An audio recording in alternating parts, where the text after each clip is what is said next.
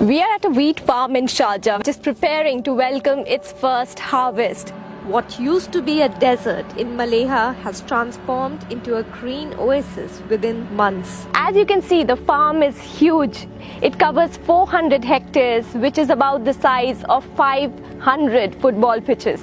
The first phase of the wheat project was launched in November when Sheikh Dr. Sultan bin Muhammad Al Qasimi, the ruler of Sharjah, spread seeds on the soil. The farm is expected to produce up to 1,700 tons of wheat in March.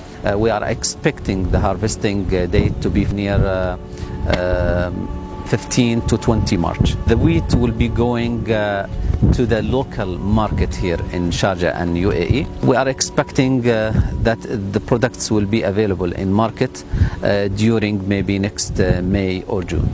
The project uses these mechanized sprinkler systems, which can be moved using motors. 3 state-of-the-art technologies help to monitor weather and soil conditions. First, sensors are used to measure the quantity of water in the soil. Secondly, this on-site weather station predicts temperatures, wind speed, and humidity conditions. If rain is forecast, the farm cuts down on irrigation to save water.